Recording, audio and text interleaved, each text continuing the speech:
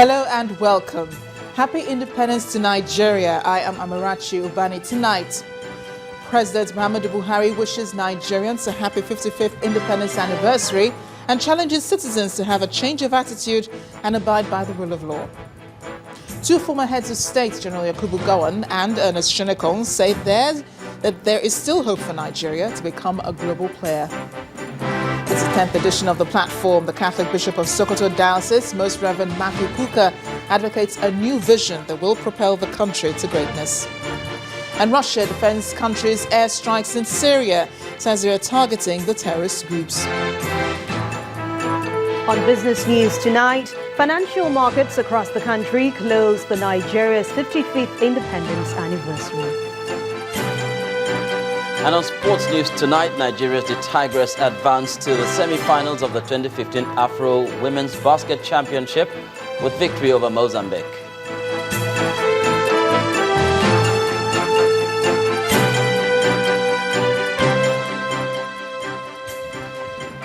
Happy Independence again, Nigeria. Today we celebrate 55 years of our independence, and the President, Muhammadu Buhari, has asked Nigerians to have a change of attitude in public office and maintain decorum by stopping what he calls unruly behavior in hospitals, schools, marketplaces and motor parks. The President also says lawless habits should be discarded, as the change mantra of the present administration can only be realized if Nigerians become law-abiding citizens. He also spoke about the fight against corruption, while acknowledging the key role played by former President Dr. Goodluck Jonathan in the peaceful transition to the present government. He rounded up his address by condemning the activities of Boko Haram, calling it cowardice and desperation. It's Nigeria's 55th anniversary, and the President, Muhammadu Buhari, in his independence address, reaffirms the government's commitment to the unity of the country. Nonetheless, that we have remained together is an achievement we should all appreciate and try to consolidate. The President then explains the role of the federal government in tackling the Boko Haram insurgents, while expressing confidence in the international coalition with neighboring countries to defeat Boko Haram. The neighboring countries marshaled a coalition of armed forces of the 5 nations to confront and defeat Boko Haram. I met also the G7 leaders and other friendly presidents in an attempt to build an international coalition against Boko Haram. Our gallant armed forces under new leadership have taken the battle to the insurgents and severely weakened their logistical and infrastructural capabilities. President Buhari says there has been improvement in power supply in the country, as well as better distribution of petroleum products within the country. He also promises to revamp some of the oil refineries. Improvements in the power situation is moderately encouraging. By the same token, supply of petrol and kerosene to the public has improved throughout the country. All the early signs are that within months, the whole country would begin to feel a change for the better. On the steps taken to sanitize NNPC, President Buhari says complete audit of all revenue-generating agencies is ongoing. In addition to NNPC, I have ordered for a complete audit of our other revenue-generating agencies. He did not leave out the matter of the appointment of a cabinet. He says there is no need for anxiety because government is resolved to do things methodically. Fellow Nigerians, there have been a lot of anxiety and impatience over the apparent delay in announcement of ministers. There is no cause to be anxious. Our government set out to do things methodically and properly. The coming days will definitely be a clear test on how President Buhari will deliver his agenda for change for the people of Nigeria. The Independence Day anniversary speech heralded the events President Muhammadu Buhari had before him as he went on to inspect the ceremonial change of guard held at the forecourt of the presidential villa. Vice President Professor Yemi Osinbajo, Senate President Dr. Bukola Saraki, Speaker of the House of Representatives Yakubu Dogara, and some other dignitaries joined the president. Prominent Nigerians at the event said that they're optimistic that President Muhammadu Buhari is laying a foundation for a new Nigeria. Our State House correspondent Chukwuma Onekusi reports.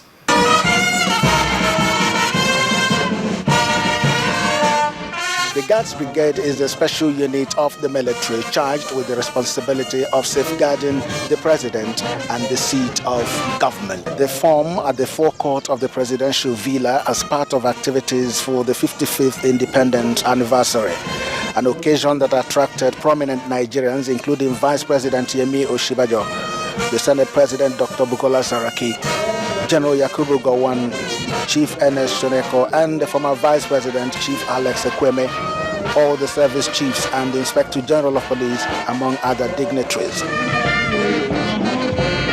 The arrival of President Muhammadu Buhari signals the climax of the year's activities as he mounts the podium for the national salute.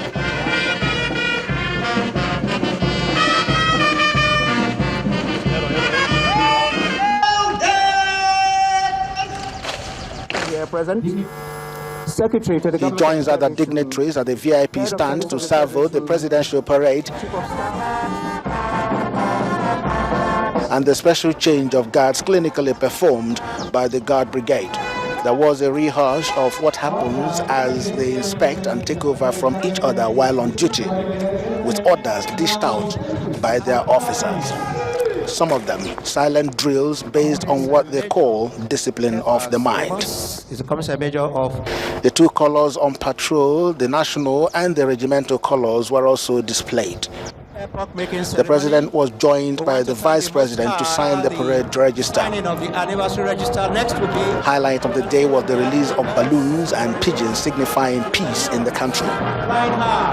There was also the cutting of the anniversary cake. Here is how some of the dignitaries captured Nigeria at 55. There is nothing that you can wish Nigeria more than continued peace and stability. To wish all Nigerians well and to wish the leadership all the best in their new assignment to move the country another step forward. Even though Nigeria is a complex country, I think we are very much loved by God. We have our problems, but whenever we get to the precipice, we always have a divine intervention to pull us back from the precipice, and then we'll start again and try to move forward. So it's just my faith. We must celebrate what we've been able to achieve, because there were many times during that journey that a lot of people didn't give us a chance to be able to where we are today. And many countries have not been able to do it. Despite all this, we've been able to get to that point. We get to the brink, but at the end of the day, we stand firm and we deliver. That is success. What is left, we will do it together. We're determined to do it for the sake of those who have our forefathers who have worked so hard to get us here, for the sake of the younger ones who are behind and looking forward. We will not let you down. I think that we're lucky with the kind of leadership being provided by Mr. President, the forthrightness. We'll get there. We need to thank God that there's peace apart from what is happening in the northeastern part of the country. We need to thank God for that. And apart from that, we should thank God for the progress that we've made since we got independence. We're now the largest economy in Africa. It's not an easy thing to be the largest economy, but the most important thing is just to sustain the economy. And in the words of the president, Nigeria needs to celebrate its freedom from the shackles of colonialism, no matter the circumstances. Chukwuma Onwekusi, Channels Television News. Staying with the independence celebrations is a dream that occurred about a decade ago, the making of the forum, popularly called the Platform. And the visionist is a senior pastor of the Covenant Christian Center, Oju Oyemade. That great dream has now become a forum for talking about Nigeria. At this year's edition, intellectuals from Africa, Europe and the United States gathered to discuss how to make Nigeria better. Our correspondent, Olumide Macaulay, reports. To serve with heart and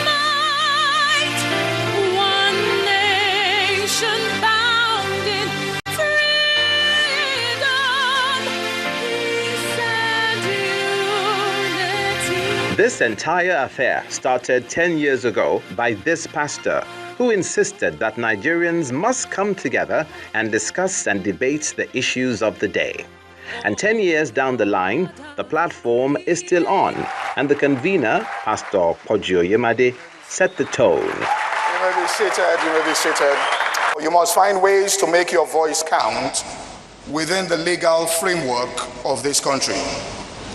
The most effective way to make an impact is within the system, where there is respect for the rule of law.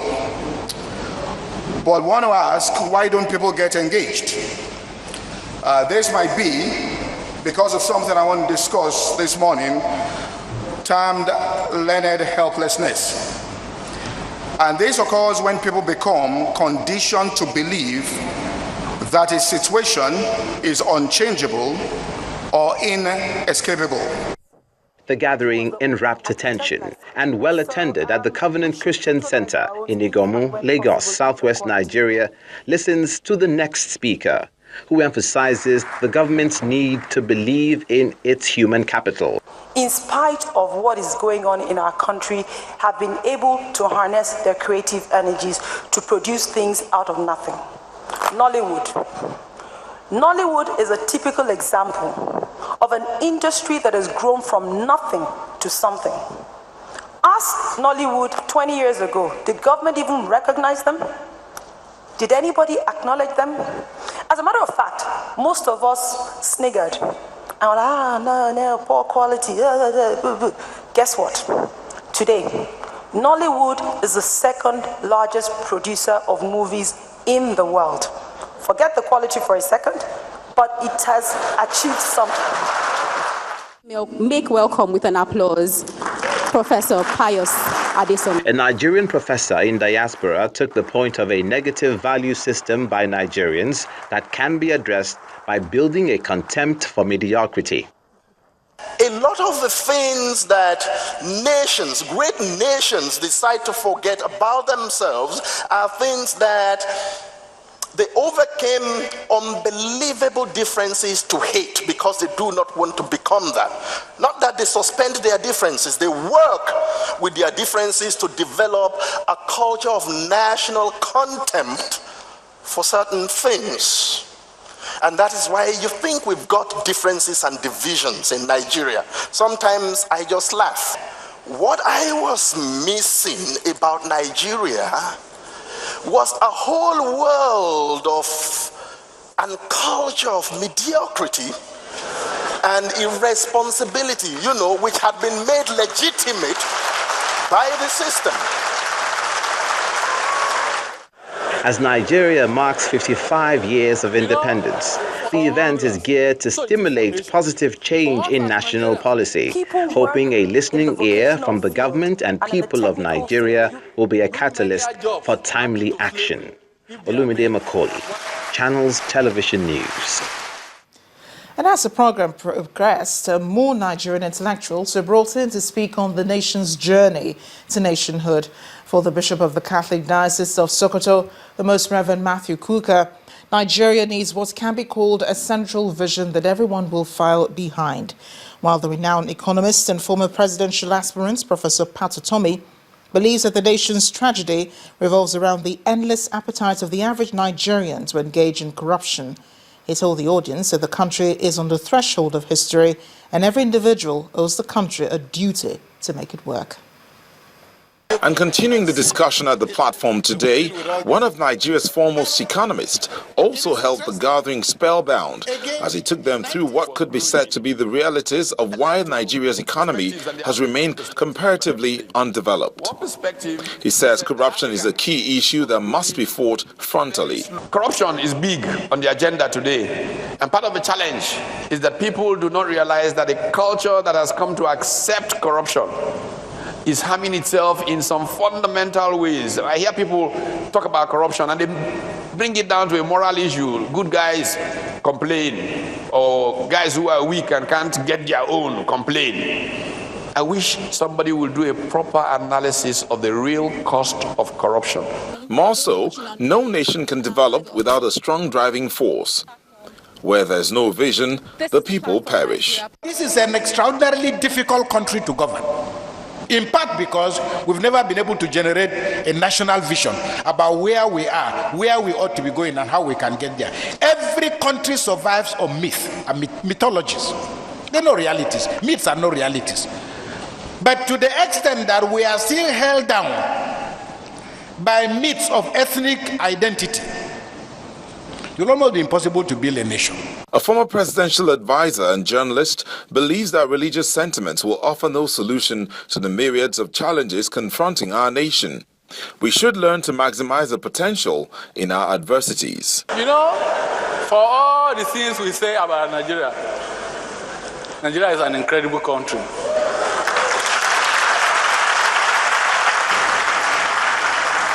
If those in authority are listening, then these several hours spent discussing Nigeria will not amount to a waste of time. In part two, after the break, independence celebrations across the country as governors give words of hope to the citizens. Please stay with us.